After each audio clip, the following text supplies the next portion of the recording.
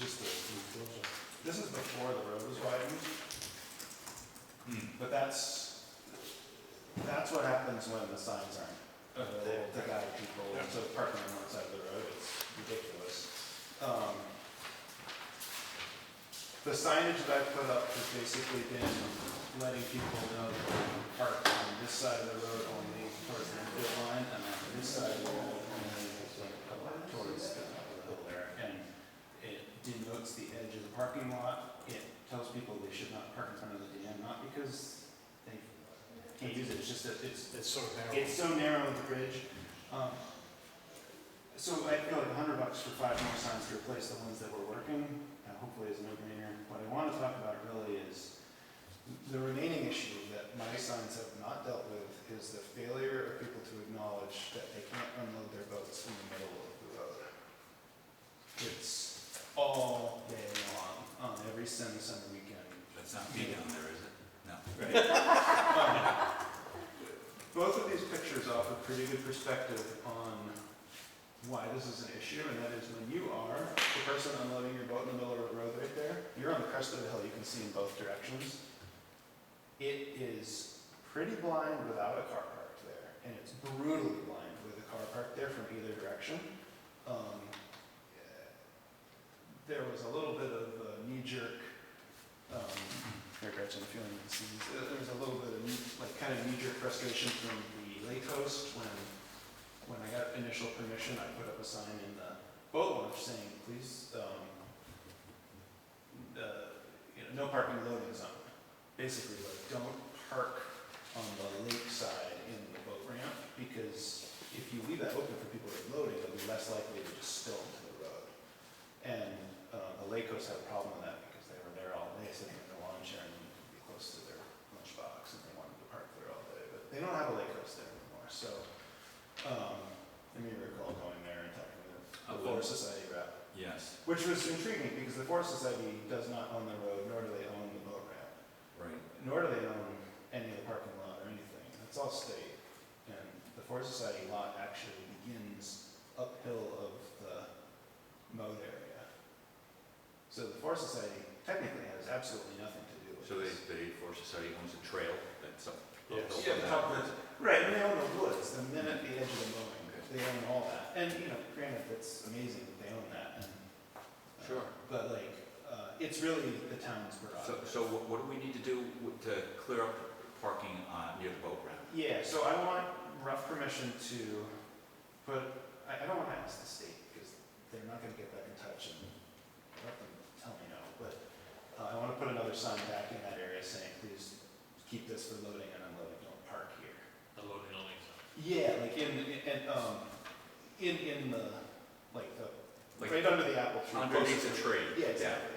The primo spot there. Yeah, it's a great spot. And it's a great spot to unload, and it keeps everybody out of the way. So I understand your logic. It Yeah. makes a lot of sense for people to stop there, they can park there, unload their stuff, and then get out of there and let the next person do it. Totally. And there's room for, if that spot is empty, there's room for 4 vehicles to use the boat ramp at once. Not to mention, it's really not that far to just carry your canoe across the road.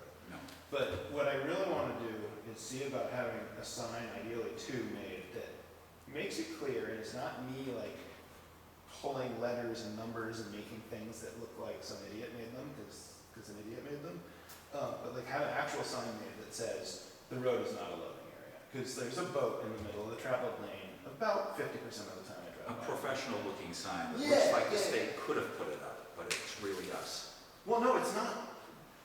It's our prerogative. It's not the state's Well, I prerogative. know that, but Yeah, this is- so it doesn't look like a homemade sign. That's what I guess that's what. So Right. you want a sign that says, do not unload your boat in the road. Something like, yeah, the road is not, because right now it says the road is not a loading area. Right. And, it's better than it was, but not everyone considers that. And there's always going to be someone who, the minute there's a sign, it's like that Tesla song, sign everywhere, sign, it's like, the minute you see a sign, you're going to make a point of not observing it. But like, it would be helpful to have a sign that was a little bit bigger, that maybe said like Town of Grafton, and like, please keep the public road travel lanes clear, both lanes, thank you. Or, something that's like clear and concise and.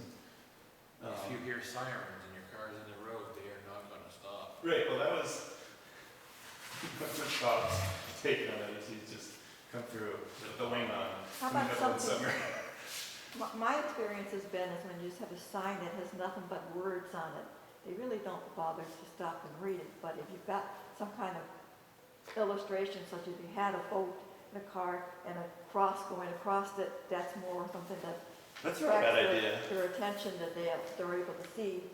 They can't read, Pe- but people- visually they might be able to get it. People do have selective reading sometimes. But anyways, you guys discuss, I'd love $300. I'd love $100 for 5 signs, and I'd love 200 more to have 2 custom signs made to put along the road in the hotspot. How much, 200 you said? 300 total, so, Okay. I think the little signs are about $20 a piece now. And those I can order stock, with the right wording. You know, parking inside only or whatever. Where will we get the money from? That's what I was just gonna say. It was like general fund 5 years ago. The highway sign budget, where they pull their signage from? It's Wait till they pull signage. this. I don't need it now either, just like. Well, I'm we happy- wouldn't give it to you. Right. now, 'cause we- No, I'm happy to just kind of like follow through, and if it Okay. turns out it's gonna be a lot less, great, and if it turns out it's gonna be more, I'll decide if it makes sense, but maybe I can. Yeah, I am generally in favor of what you're proposing, it's just a matter of where we'd be able to We could pull from the highways, Right, get because, signage. since the signs got rearranged, it has been much better. Because when they first got put up there, it was a cluster. When they first got put up there, they were in a sequence that It was was fast. hard to understand. Yes. But now they're pretty good, and every time I've been there, I haven't seen a problem. No, I haven't. I make a point of avoiding it on busy days. Yeah, it's hard not to. I mean, I did the math recently. I think I've driven by that 15,000 I times. bet you have. And so it's like, you get a pretty good sense of Yeah. like, what the patterns are. I used to have to try to rake that road in the middle of the business. Yeah. I would back a rake up Oh, nice. 2 miles to turn around. No thanks.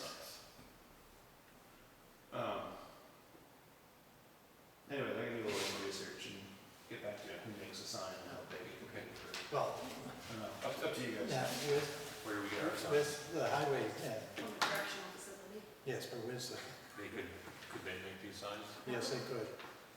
But where's the, you said there's a highway fund? So yeah, the highway pays for their signage and, I mean, to me, those All are right. good signs. I have to look what the line item's called. They are signs for the road. But we still only, we have roads that don't have signs, Right. such as height of land. That sign's popular. It seems to be very popular. It's been at least Well, 10 years it hasn't had one. Yeah, always I gets feel paid. like they Yeah. might have that sign and haven't But put it when up Bob put yet. up the ugly I have to sign, double it check stopped. with, That's what I Yeah. said a couple years ago, and it still hasn't made its appearance. yeah, there's a couple of signs that he has that he has to put up, so he may actually have that already.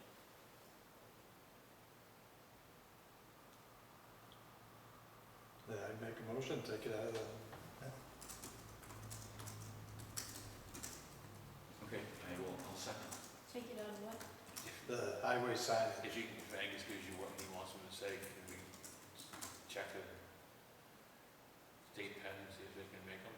Yeah, I can contact him. If you Oh. wanna come see me and I can get it worded right, I send him emails all the time and then he can just, he'll email me back. Let me try to design something and see. I can try to get in touch with them too. Yeah. See if they're willing to do it, how much it'll be and stuff. And, I don't know. Just let them know that you're doing it for the town. Absolutely. Yeah, Otherwise, they'll give you a different rate. no doubt, no doubt.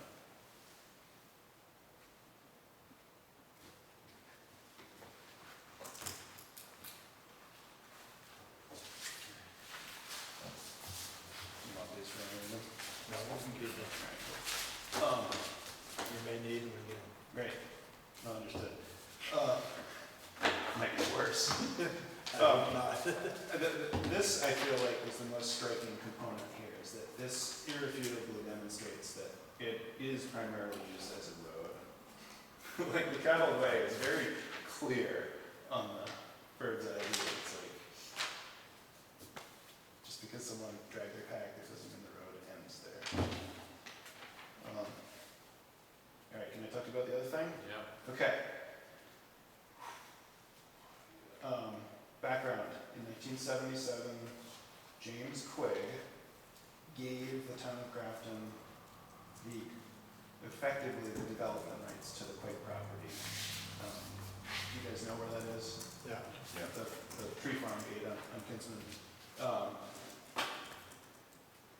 The town still owns that. You were on the select board when this went through, when you were talking about it 6 years ago. Yes. I don't know if there was any follow through. Basically, what I can share now is that I have become the volunteer land steward for the Grafton Pond Reservation. In other words, I'm more familiar with the way the Forest Society works than I ever was. And I think they do a pretty good job at managing big empty properties. The Forest Society has what's known as an executory interest on this conservation agreement. In other words, if the town of Grafton fails to or decides not to uphold its responsibility to monitor the Quigg property, the Forest Society is next in line. I think technically after a certain amount of time, they can just take it. It's not that it's everything their property, because it's still private property, but it's the conservation easement. The original conservation agreement person is dead. His son is dead. His son's partner owns the property now. And my estimation is probably misinterpreted what the original grantor wanted to happen with the property.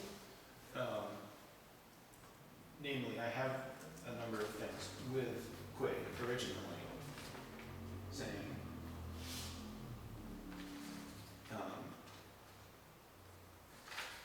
a lot of correspondence with the Forest Society.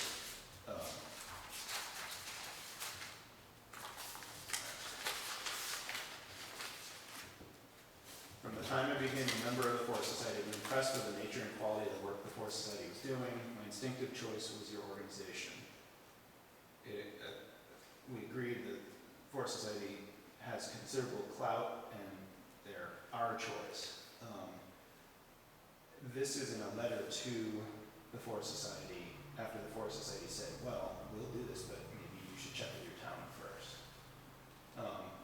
In other words, it's very clear that Quigg wanted the Forest Society initially to have control over this conservation agreement. And at the Forest Society's suggestion, the town agreed to take it over. I talked with the Forest Society easement person about this. These are the very early days of conservation easements. Like I think the first ones were only a few years before this, like 73 or something. So this is like early, like kind of fledgling, hadn't worked out all the kinks yet. The town initially asked, well, kind of like, what's in it for us? And didn't really get a great answer. Quigg makes it very clear in his writing, my ultimate objective is to make the land a wildlife sanctuary so that future generations of kids of all ages can see and enjoy wildlife in its natural environment. That's in stark contrast to the current owner saying this is a private property and will never be anything but private.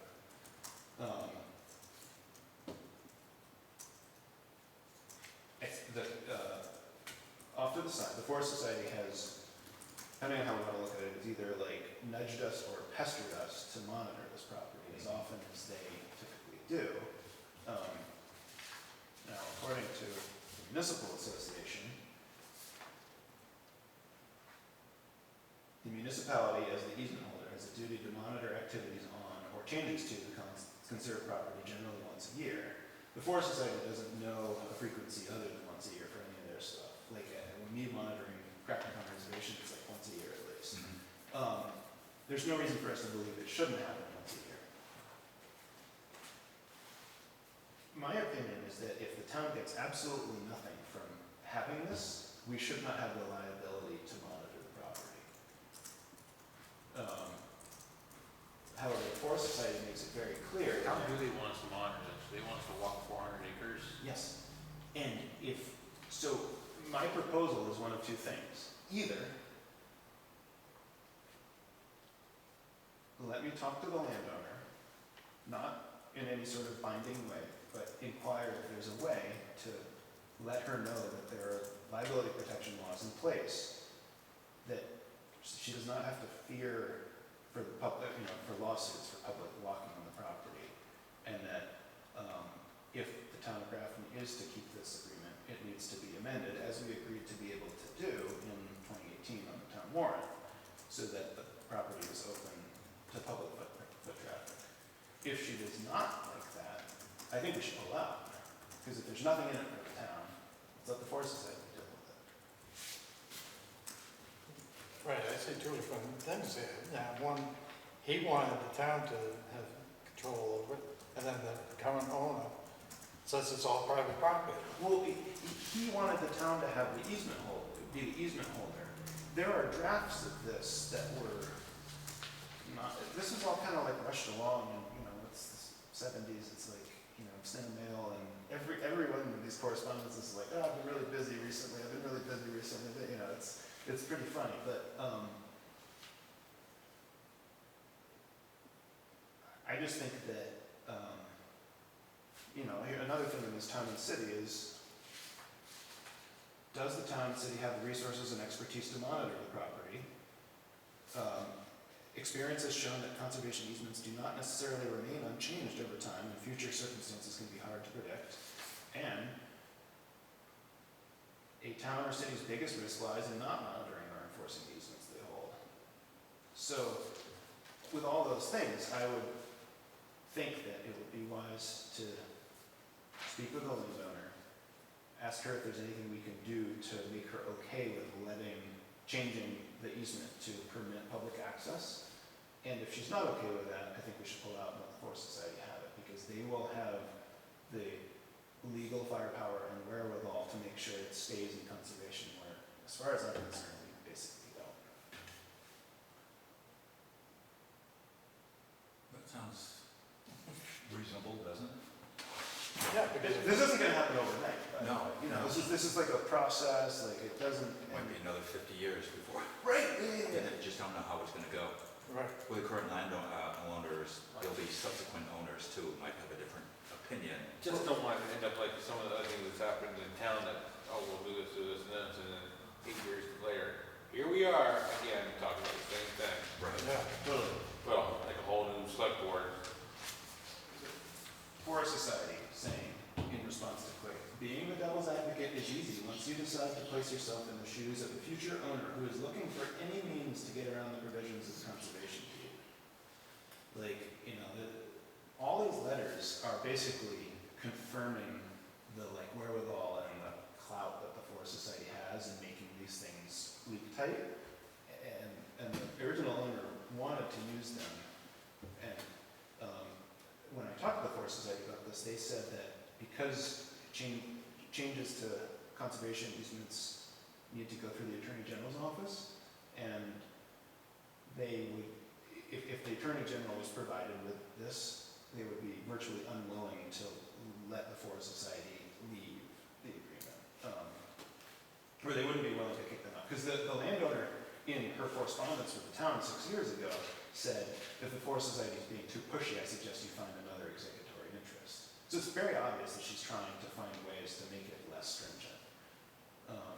But if it belongs to that historical society, how does it become an owner of a private individual? But no, it's always been private property, it just has an easement on it. What allows us to have people on there walking around? Right, it wouldn't be historical society at all, it would just be unposted. That's all it would be. Yes. It doesn't even have to be advertised as anything special. It just means pull down posted signs.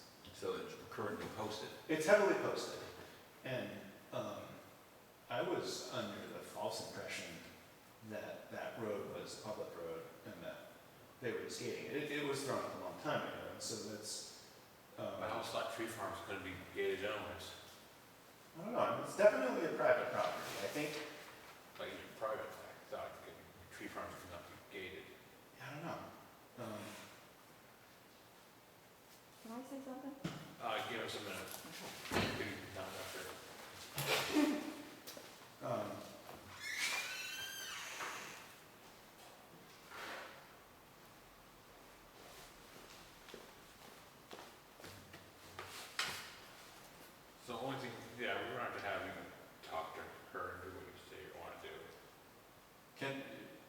That's basically my first, that's really all I'm asking right now, is to ask the select board if you like the idea of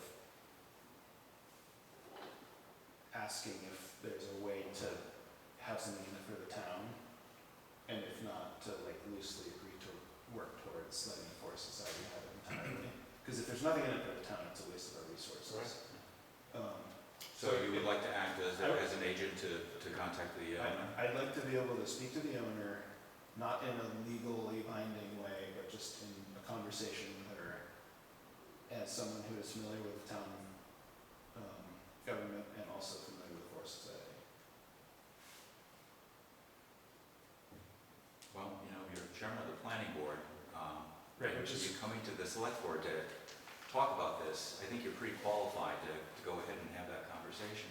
Yeah, I mean, I think in the absence of a conservation commission, the planning board probably is who would be considered to be the likely holder of this, but I kind of want to, I was hoping to just treat it as me as an individual. I don't know if that makes sense, or. Yeah, you want to step away from the planning board and do it. It's just adding another layer to the planning board right now, and I don't really want to treat it like a board-related thing. Just because we haven't really, there's nothing about the planning board in the deed. Mm-hmm. It's all about, and all the correspondence with the select board in the 70s. Okay. So I mean, I don't mind mentioning that, but it's definitely not like a board-related thing. Just a few more notes to share. In the original draft, it included the right of the grantee, meaning the town, to permit public view of the property in its rural and natural state. So there was clearly an intention. Right, so she's in violation of the. Well, it's not, we can't know one way or the other, because the final agreement does not contain that language. I also get the impression from looking through this correspondence that the final agreement was probably rushed through and not really. Right, exactly. Looked at it in how many years? Right. Let me see if I can find. How many people have the time to go and walk 400 acres to it? And how many people actually know we have an easement there? Right. I did. I lived a mile down the road for 16 years. It's usually a drive-by, that's the monitor. I knew there was a gate. Yeah. Right. Very far out of tires. Um, That used to be there. Yeah. Yeah. Here's an RSA that is relevant to this too. Not about the public nature, but the owner has expressed discontent with us wanting to try to monitor it to the Forest Society spec. Like, they treated it like a burden. But we shouldn't be forcing ourselves on the property to monitor it. And there is an RSA, no conservation restriction held by any governmental body or by a charitable educational entity. No conservation restriction held by something like that shall be unenforceable against any owner of the restricted land on account of lack of privity of estate or contract or lack of benefit to particular land or on account of the benefit being assignable to any other governmental body. Basically what this reads in plain English, as far as I can tell, is you, as a landowner or somebody else holds a conservation agreement, you cannot treat your privacy or your inconvenience or your whim as a means to prevent the easement holder from fulfilling their duty, which is basically what they're doing. And I think the thing I take most seriously about this is the Forest Society, like, very, like, honestly just being like, there's no way the Attorney General will let the Forest Society off the hook on this because it's so clearly in the original agreement. So, that's all. So motion to let Angus be the mediator for the Quaker's easement issue. Second.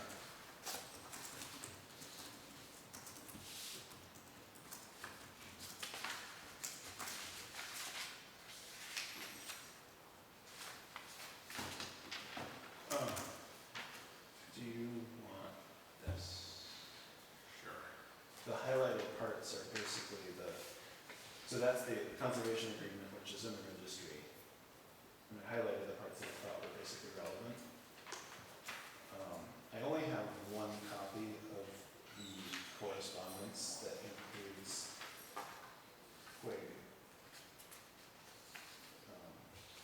expressing the things that didn't make it into the final agreement. So you have access to it, this is in that packet you gave me, so. Yeah. Walk through that, if, I mean, you know, a chance to get on the phone with her, and she'd be like, get out of here. That is like, That might be the case. yeah. But it's worth a try. I don't know, I mean, I feel like if I can ask her, like, what do you need out of this? Like, it doesn't need to be like a hardball game. It can be like, what would make you comfortable? Because it's clear that it was supposed to be a certain way, and it never ended up being that way, and what can we do to work together? Thanks, Angus. Thank you. Yes, so generally, as Angus said, this was an early conservation easement that was given. As they're presently given, whether it's given to the Forest Society or the Valley Land Trust, they always make certain that there's a separate entity that acts as a steward and oversees the property, and that there have been monies given by the property owner so that in the future, if something of this sort has occurred, those monies can be used to legally pursue to make certain that the easement is adhered to. It's my understanding the way this presently stands, like we have a lot of properties that have covenants on them that was done in the 70s that would say no trailers allowed. But because there was no mechanism to make certain that it was enforceable, because you can't force the town to spend monies to make certain that covenant or that easement is kept in place, that we have frequently walked away from those properties. And so as it does sound as what Angus is talking about, this person presently has the property, that there is a conservation easement. I guess I'm questioning, normally a conservation easement will say how you can't cut trees or you can't put buildings up. There's something specific about making certain that the property is left in its natural state. It seems as if what Angus is saying and what Quig initially wanted was the property to be accessible to the public.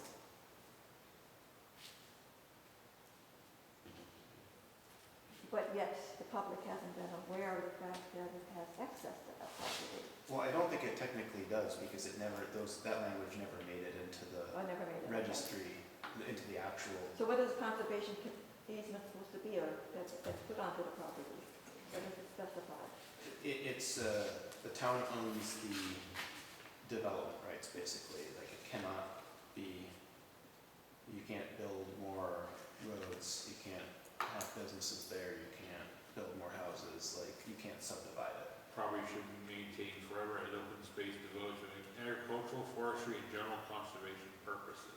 Right, the general conservation purposes in a more modern version would probably specify whether it was for, you know, public use. Now, there's one other thing that I just remembered, is that in a email chain, the town lawyer at the time made an erroneous statement, I'm not joking, saying that the current use status of this property does not allow for public use. And if that ever comes up, I want to make it very clear that there are no current use categories that prohibit the public from being able to. In other words, you can take your normal rate, like a really low taxes, and you can post your property if it's in current use or not. And you can take a 20% discount off of that and make it available for recreational use.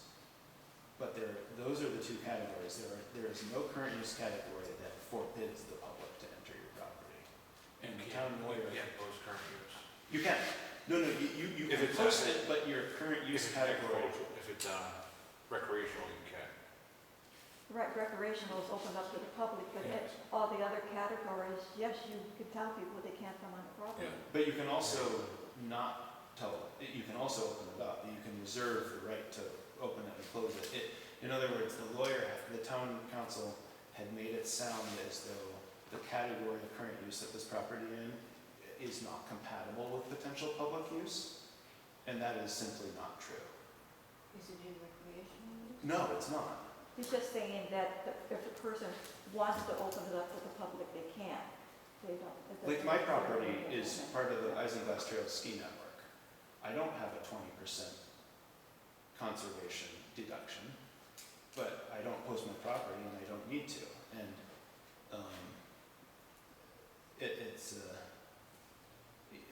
in other words, you don't have to take the 20% discount to be allowed to let people on your property.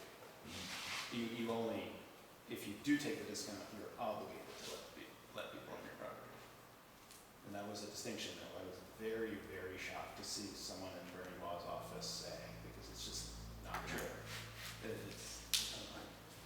this property in current use? You said it's 400 acres? Yes, So what category is it in? the regular one. So Well, again, there's a number, there's recreation, there's forestry, there's it's agriculture. in forestry. It's not, it doesn't take the 20% recreational discount. Yeah, but what I've read, is you can't post current use unless it's recreational or. No, it's the other way around. It's, right, you can post it all you You can want, post it's not, if you're not taking the 20% recreational. Once you discount. take the 20%, you can't post it. And these people have not taken that discount, so they're allowed to post it. I just don't think I'm not sure what they're doing is actually illegal. I just don't think that as the town, we should be investing our resources into monitoring a property that is useless to us. It's gonna cost us more to watch it. And what we get out of that, basically, true. And Gretchen's absolutely right that a modern easement will include language to make sure that the landowner pays for the monitoring. And there is no guideline except for once a year or more often. Like, it's not like you get to go there once a decade and like, I'm good to go, it's. So when was the last time we perambulated that piece of property? Frank Newfield did it in 2000. And then at the selectmen's meeting, I remember him saying, "What are we doing this for? I'm not doing it again." It's a nice property, just to let you know if you can't read the posted sign. It's a really nice road. If I was gonna buy a piece, I was for auction on the other side and have access. Imagine that. Mm-hmm. Yeah, they properly closed.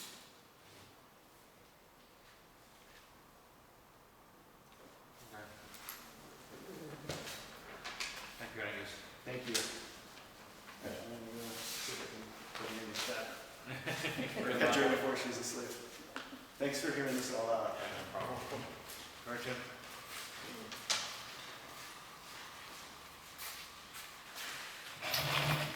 So, as you know, I'm working on another big grant for the town hall. First thing I would like to bring up is the director for the Moose Lake grant suggested strongly that it would be very good if I was able to get a letter of support for the town hall from the select board itself. Last year I solicited letters of support from the community, and some of the organizations contributed. So I have like 14 letters that I can still use the same letters that I got last year, this year. But they really want to see something from the select board themselves. I've Give me a bill approached. for the sills.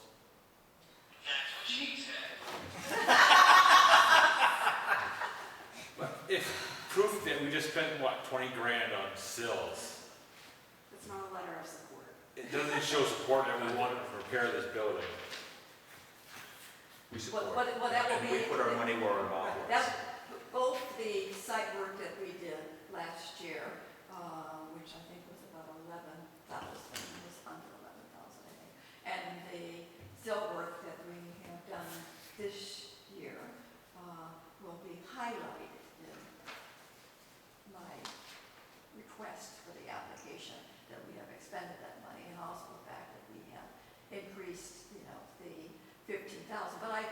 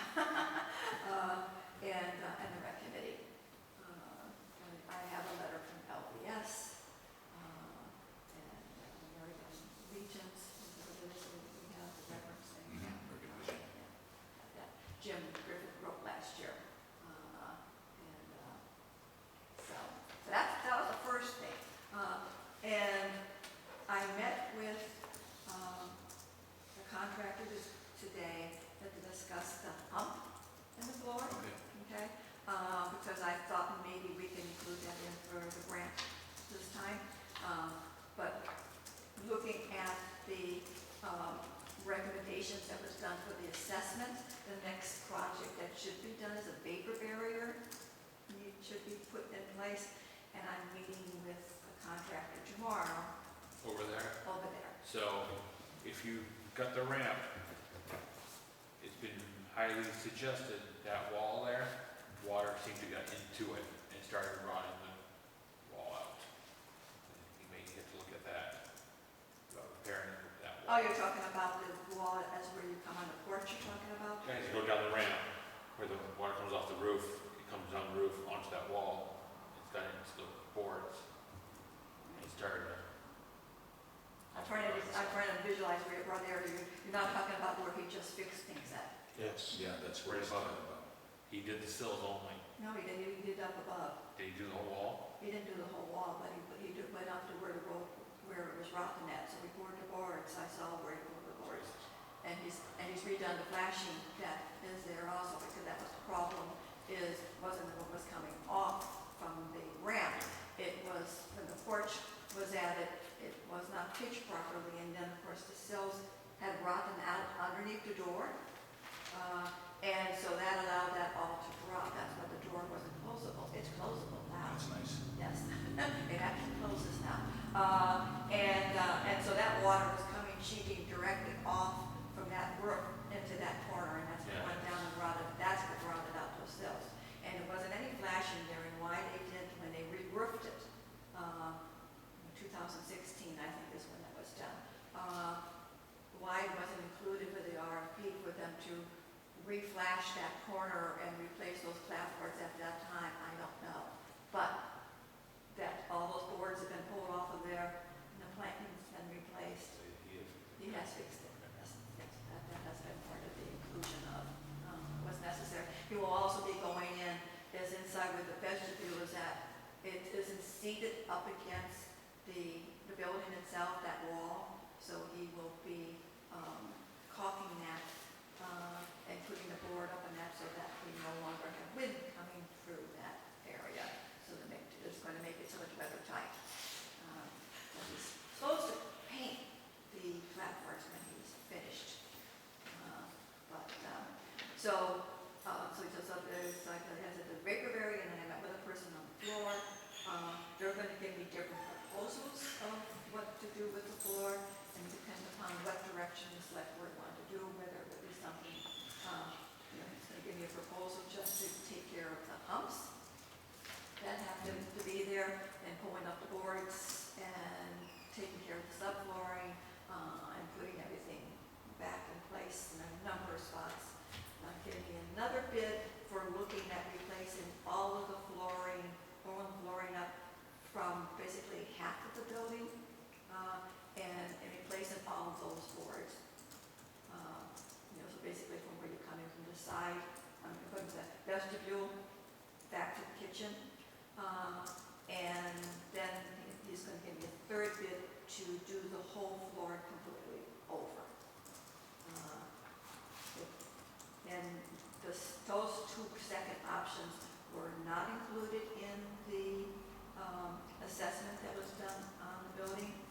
And I had Amy Dixon contacted by Sarah to see if we were opposed to something that was different, that wasn't in there, whether we were still able to ask for monies for that. And she said yes, as long as we made a case of why it was that we were doing that. So that's still an option. So that's where I'm working at on the Moose Lake grant. For the building itself, as far as the maintenance, right now I'm taking the hatch cover that's off in the back, and that's been one of the problems that we have with the building, why we're not getting any air circulating underneath it. And Ed probably remembers this. That hatch cover was never put on there. And somewhere along the line, they thought Selectmen thought somebody was getting underneath there and sleeping under there or something of that sort. Wasn't that the story? And that's why they went and put that on. And that's not allowing any air to circulate in there at all. And so the person who I met with today, they made a great suggestion. I thought maybe they could have a screen made and put it there, and then it can be pulled out and replaced. And they said, well, we can just put vents. Fence on there. Yeah, exactly. And so that might be something that the select board should think about now of doing, as opposed to waiting for the Moose Lake grant.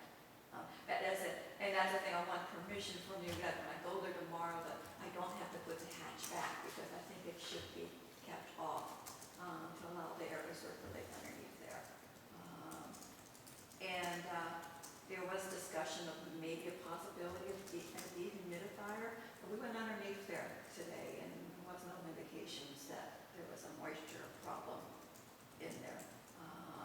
It seemed relatively dry. So just opening it up might be enough, that that's not necessary.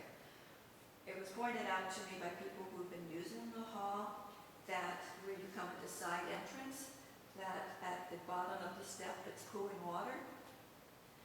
And it's doing that because when Steve, how do you pronounce his last name? Kuligowski. Kuligowski did the porch, he put a concrete pad at the base of that. When Bobby Bassett did the parking lot, he covered it. And so Steve has always pointed out to me how we need to take that off. I had thought that Bobby Center was going to take care of that last year when he did the site work. And I pointed it out to him and asked him to do it, but it's still the situation. So the parking needs to be graded and that needs to be exposed. That would be nice, yeah. Yeah. It was really disappointing to see that happen that way, but that's what happened. Yeah, yeah. And then I noticed a couple times that I've been there working on this, that where the handicap parking space is at, you really can't park in there. There's all kinds of gravel and berms and other stuff that's been piled up on top of that. And is there a reason for it? That was created by the way that the highway took and plowed. Like, that's what I figured it was, but why hasn't it been, fixed now? I mean, it's as bad as Hyperland was. So there's that. So it's not usable, Right. for people who come in there, because they still not have to be parking out in the road. And it was my understanding even at one time from the plowing that the handicap ramp itself had a berm of gravel on it and it was not accessible. So in speaking about that whole area, I have been discussing with a few people doing something separate from the Moose Plant grant, is maybe doing some plantings along that wall there, maybe planting some shrubs. I have thought about approaching Adam Cushing since he's supposed to be great at doing stonework and seeing what he might propose that can be put along there to make it more aesthetically pleasing. And I thought I would try to raise funds or donations in order to do that work. I have one question for you. Sure. You're talking about replacing the floor from the entryway there Right. down towards the kitchen. Right. What about from that way to the road? You've moved the rack that's got the chairs on it, and Well, that floor is all fine there. I mean, all the, from where they're, you're talking about back in the corner there? no, right in the middle is all rotted. There's a big piece that's all Well, rotted. I think we were probably talking about the piece that I'm referring to, because we looked at all the areas that were rotten, where the floor was given away, and from that front section, from when you walk in the door to where the town road is at, that all seemed to be fine. But as I said, he is giving me, You better go and take a look. I have been in there many times, and people have gone, we've moved the chair rack, and it's about that wide and like that. as I said, right, there's a corner up there that needs. No, it's not in the corner, it's dead. No, it's along the wall. Yeah, it's on the wall. Exactly, and I pointed that out to the assessors when they were there 3 years ago, that is there. And that would be addressed. I mean, that's a small thing to address as far as getting in there. You don't have to replace the whole floor in that area. But yeah, that would be something that would be easily to be taken care of. I mean, it's like with Dixon, like I said, if you look at the floor right now, you can see all these bits and pieces and these Right. different things, and that's because, Louise would have, Dixon come in and he would replace certain sections. That's why that area. In fact, even when the assessors were there, they didn't catch it initially, and I'm the one who caught it and said, no, we've got this over here also, we've got to put down. That needs to be addressed. So I think that's basically it. I do have someone lined up, I'm waiting for JR to finish, I thought he would have been completed by now. Because once he cleans up the area, and have someone lined up to go and take more pictures of the exterior of the hall to show the work that we have done, so the site work that we have done, and, that Bobby Center did last year, the drainage issues, and then the corner over there that we have done that also, and so that will be included in with the application so they can see that we have moved forward. I appreciate everything you've done over there. It's really shaping up, and it's work that has long been needed. Yes. So, Yeah. so, Well, one of the things about doing like the whole floor, and that's why I had asked the contractor, because if you look at the different recommendations for the hall, and I know you've brought it up, is removing the ceilings, and exposing that. And the next thing that the recommendations have laid out after the vapor barrier, which was number 6, is to redo a whole new furnace in it, because presently, our furnace has air coming from up above as opposed to down below. And we need, in order to move that around before we can do the ceiling, because we've got to change all the ductwork in order so that would be exposed. And I asked him, I said, well, would it make sense for us to do that first before we did the whole floor over again? And he said, yes.